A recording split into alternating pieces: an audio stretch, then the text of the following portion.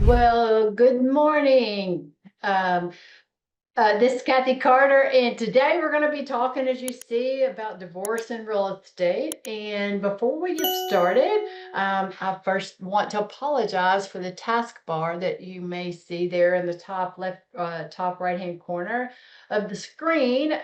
It will not let me take that off. But so I apologize for that, but I don't think it will interfere with any of the slides that you're going to see today. So let's get started. Again, we're going to be talking about divorce and real estate, mastering the art of splitting the sale.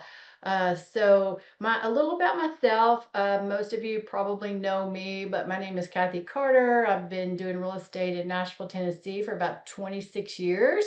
I was a manager and broker for several years at Keller Williams, and my husband actually joined me in the real estate business after about 5 or 6 years because I had just gotten so busy, and we became in the top 10 teams for Keller Williams in the whole Southeast region, won a lot of different sales awards. And I tell you really all of that to say that when I took a real estate divorce certification class, which was the RCS-D, Real Estate Collaborative Specialist Divorce. I had been in real estate for about 10 years at that point, and some of the things that I learned and they taught, and I sold hundreds of homes at this point, but some of the things that they had taught in there, I literally my mouth was on the floor practically. And that is some of the stuff that I want to share with you today.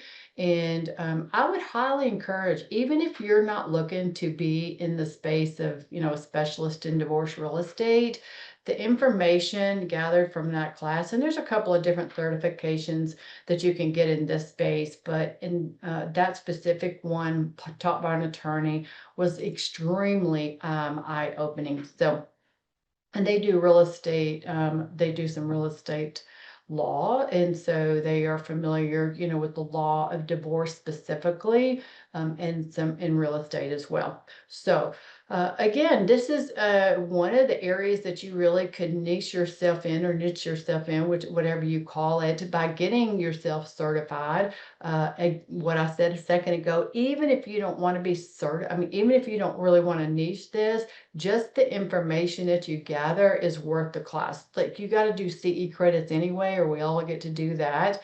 And so I would encourage putting this one on your list. And you can just build an additional referral network for yourself. And if you do want to niche this area, then think about maybe doing some, like we do first-time home buyer classes. Maybe you can do divorcing home selling classes. A lot of what I'm going to talk about today and what that certification was about, and I took that many years ago, actually, that certification class, but it's still relevant information that needs to be taught. But one of the things that they really talked a lot about in that class is it usually really is best to sell the house, and we'll be talking about some of that today. So, with it being a good niche area, you can just build relationships with, trusted professionals out there, like your attorneys and your therapists and mediators, right? Those are the people to really get in connection with that can really have you as referral partners for them. And one of the big things in this particular arena is, as agents, we really are the calm in the storm. We're that way with all of our clients, hopefully. And with this particular area, with the divorce real estate, it's a very emotional process, and we really can become the real calming agents in the middle of a lot of turbulation. And so divorce, as we probably have all have heard, 40 to 50% of the marriages end in divorce. And I'll say, I've been married 40 plus years and not an advocate of divorce, but it's just part of our life here. And it is, as you see there, divorce is among the top 3 stressors in people's lives, right up there with with death. And so again, it's a very stressful time for people, and we are protecting and we are dealing with people and their biggest assets in almost all the cases. And so just like again in all real estate, it's really more than a transaction, but this is this is really a transition for people in their lives. So as I mentioned a minute ago, it's a very emotional process. And just because somebody is on the title of the property doesn't mean that they feel like they have ownership, especially if one of the parties has already moved out, which is not necessarily an uncommon thing. And so, again, we just get to be mindful of all the emotions that are going on in this scenario, in this situation. Uh, First and foremost, we are not attorneys. We are not legal advisors. We do not want to act like one at any time in real estate, but particularly in this scenario, we always want to refer them back to the mediator, back to attorneys if they have already hired one of those to help them through their process here of, getting through the process of the whole divorce. And the key thing is, as a real estate professional, is that we get to remain neutral when we are dealing with the parties. We've got to treat both parties equally, and we really need to build the trust with both parties and handle them, again, both equally. And don't assume that in a divorcing situation, even if they're still living in the house and if one's out of the house, don't assume that they're keeping one another updated. Even if somebody says, oh, I'll let him know. You always want to make sure you're communicating with both parties. You want to make sure you're putting everything in writing. It's best you could certainly have phone calls, but you want to follow it up with an email so that there's never a reason that either party could come back and say, you never told me that, or they never told me that. And so you want to set that whole tone early of how you're going to communicate with them, who you're going to copy, that you're going to keep everything in writing. You want to be able to establish your role again as an equal party here, serving both sides equally and professionally, and that you're there to really help reduce the stress for them and keep everything fair, clean, and documented through that whole process. And a lot of times it is the situation where there's one spouse that is more involved, or maybe again, one spouse has moved out. And so you just want to make sure that everybody's in the loop. So and if you've not already dealt with situations with divorcing clients, again, it's very emotional. A lot of times, or sometimes, you may get pushback from one of the parties that says, I'm not signing that, right? Or whether it be the listing agreement, or whether it be a contract or an offer that really is a great offer that would make sense for them to be able to take. But if you get pushback like that, really all is you're being that neutral party, but you can just say, look, you can go back to your attorneys and you guys can fight this out there in front of your attorneys and pay them more money to have you dispute this out, and they will certainly be willing to help you with that. They'll certainly be able to take as long as you want to in dragging this divorce process out with this house, and if you want to take 2 years and go back and forth through the court system and drag this out, again, they'll be more than happy to do that. Or we can come together. I can help you guys hopefully come together, making the best decision that's going to be best for you both, so we can get your house sold, and moving on. And here's the thing, and this is some of the stuff now that I really learned in the class uh, that you may not have heard or thought about, like me. Again, sold lots of real estate by the time I saw this, and these were some of the things that I just didn't think about when I was dealing with divorcing clients. And how do we typically determine, or how does an appraiser typically determine what the value of the home is, right? They take the or the equity in the home is. They take the appraisal minus whatever the loan amount is, and that is what the equity is that we're trying to get distributed here, that they're trying to determine, or they're arguing or negotiating with their attorneys or their mediators on. And in divorcing situations, again, this is more of one party is trying to keep the house, which a lot of times does happen, especially if there's children involved, because there's a lot of emotion going on. One of the parties that maybe the primary caregiver of the kids, they don't want to, it's like there's already enough going on. We don't want to uproot them. We want to keep them in the same school. We want to keep them in the same neighborhood with the same friends that they've all been used to. And it's not always the best. And so as we're going through some of these following things, these are the things that I really want you to, number one, think about. Number two, educate the seller, both sellers, why it usually is best just to rip the Band-Aid off, for lack of a better word, and just get the home sold so that nothing comes up later down the road. And so again, there's 5 critical things to know in divorce and dealing with them. And the first one is, it usually is best to get your home sold on the front end. And I'm going to talk about the other reasons following why that is.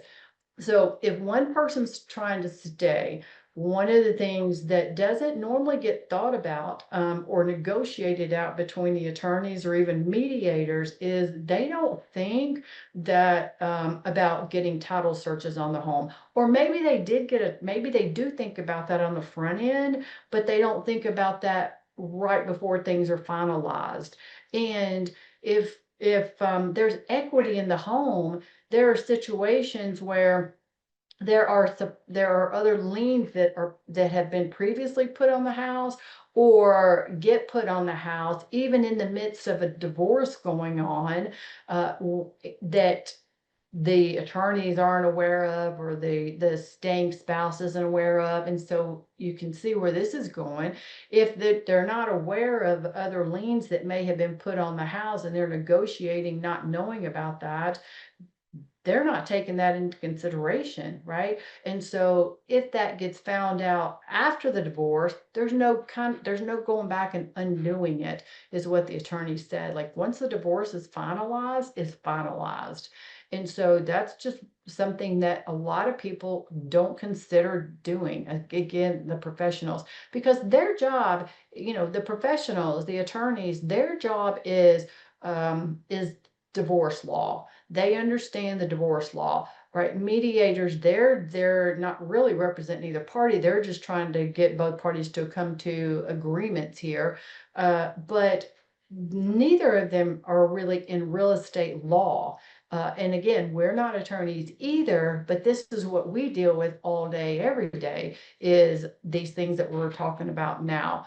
And so sometimes in the proceedings, one of the parties may be told, like, okay, if you want to stay, then you get to quit claim your part over, and the spouse, or if one party wants to stay and the other one's leaving, then you are going to quit claim your right over, and the person staying, in a lot of cases I've seen, they'll have 3 months or 6 months to get the house refinanced.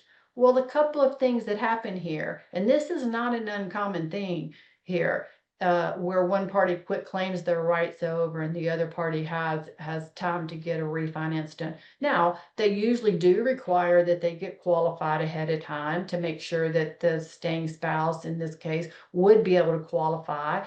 But what a couple of things happen if you quit claim, or a seller quit claims any ownership rights over quit claims the ownership over, and they are on the loan, then it does not take them off of the loan.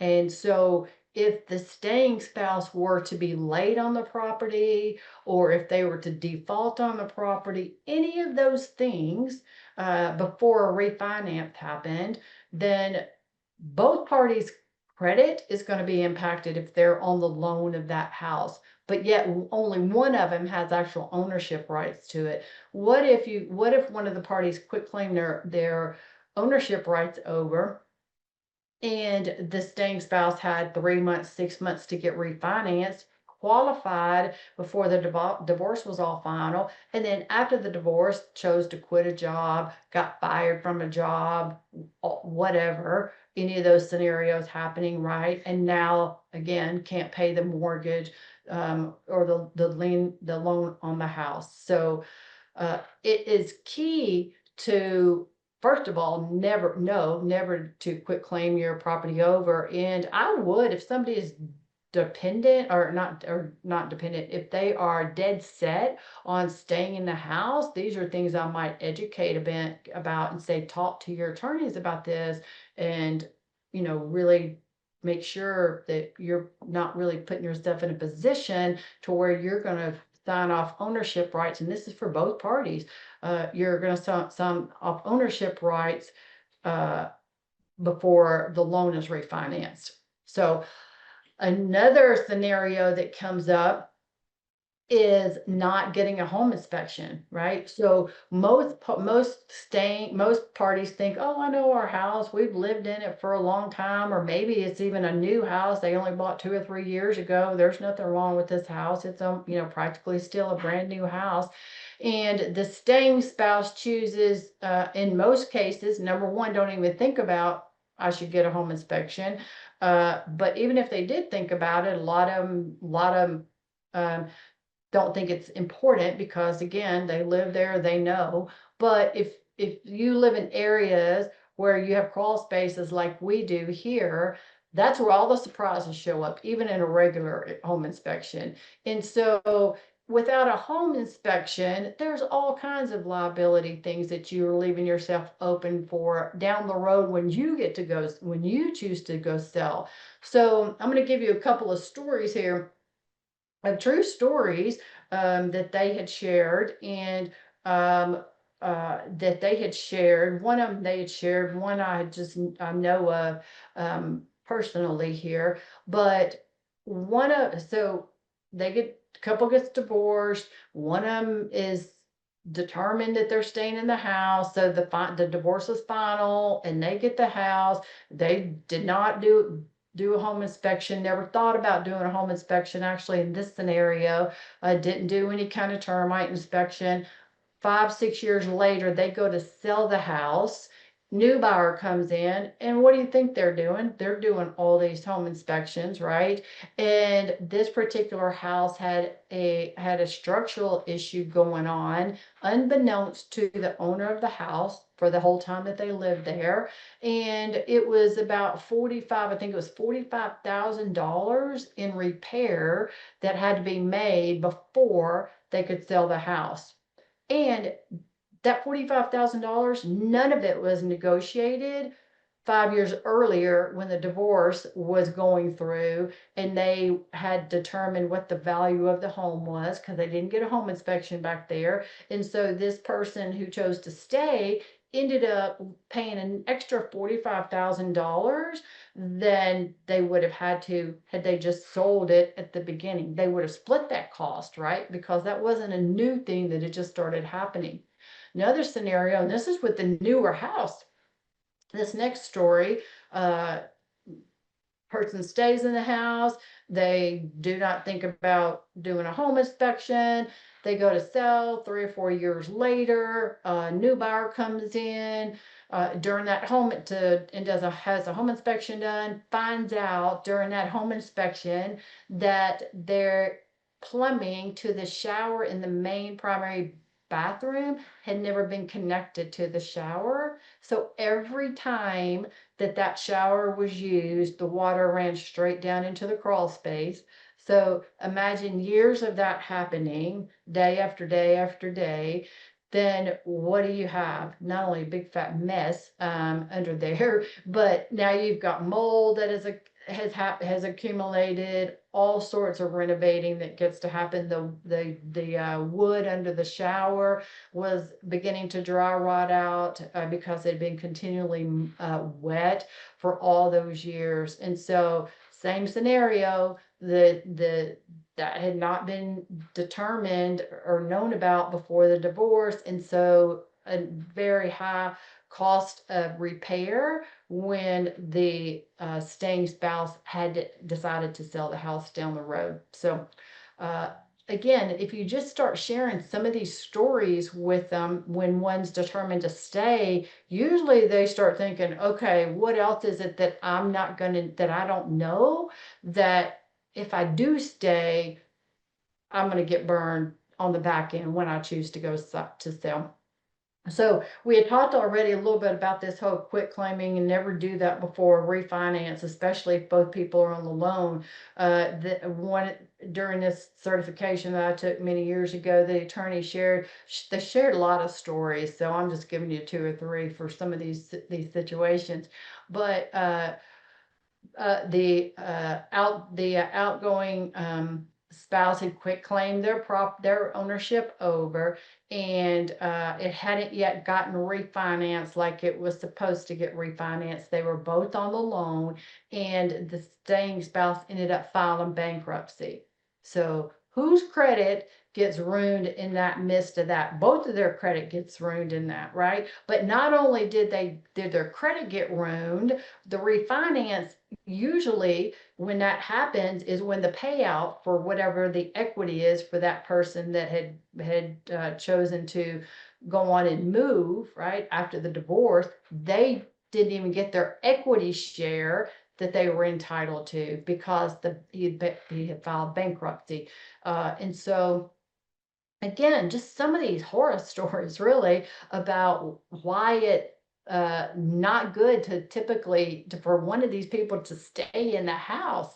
Just get it sold, rip that band-aid off, let the kids, they're already going through emotional situations, right? Just uh just get the home sold and get them into a new place, get both parties into a new place, and let them just start rebuilding their lives there. So here is some other risks. So we already talked about, the staying spouse having time to refinance and the risks with that.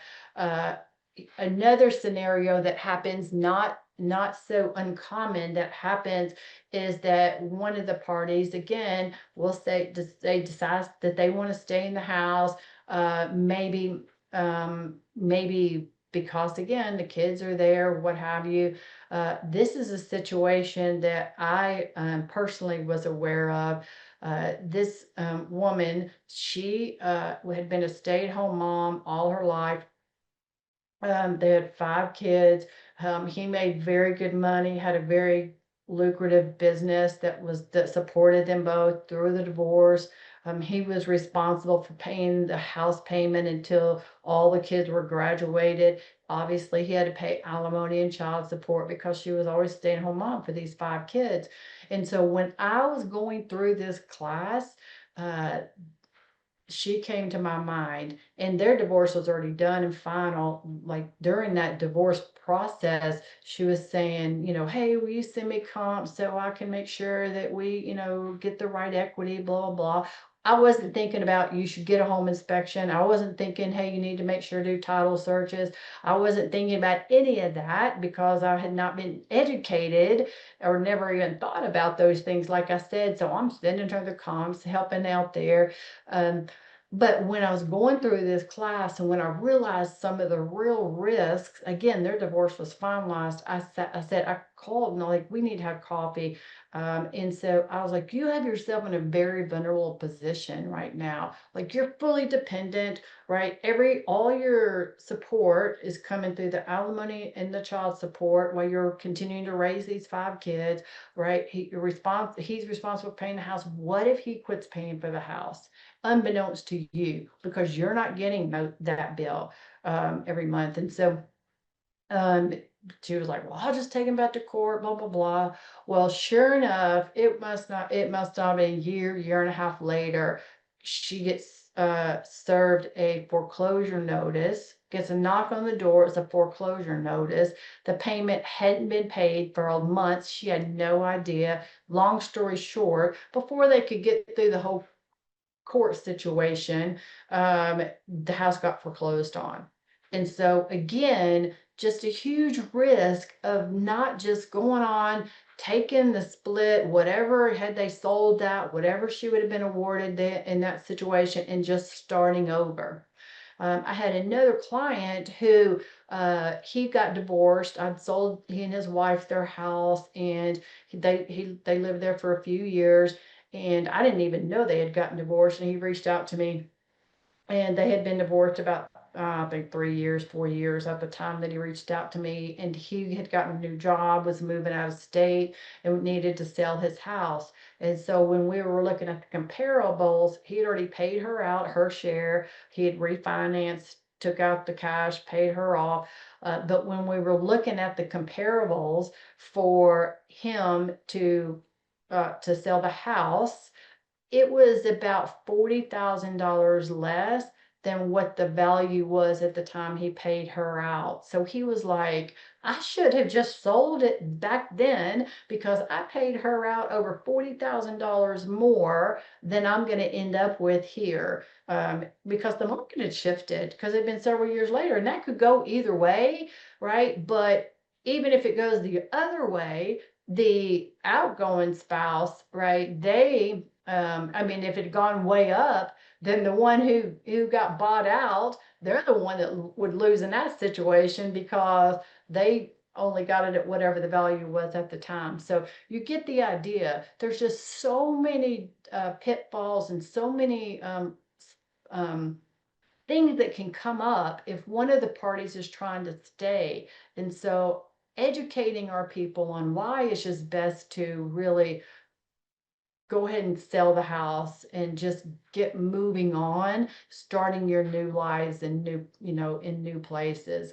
And if you are that trusted advisor for them as you're going through that process, empathizing with them, that wasn't an easy process for them.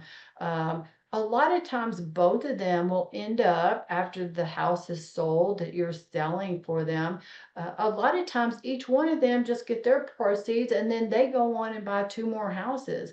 And so that's another reason why this could be a good niche to add into your real estate portfolio, and how you're getting clients, because a lot of times one sale turns into three sales with these people. And so these are just some things really to consider when you are dealing with divorcing people, and things to educate them on, reasons that why you should help them understand why it's best to just sell the house, get it sold, so that none of these things come up for them as they are going, through their processes. So uh, I hope this helps. Reach out if you have any questions at all.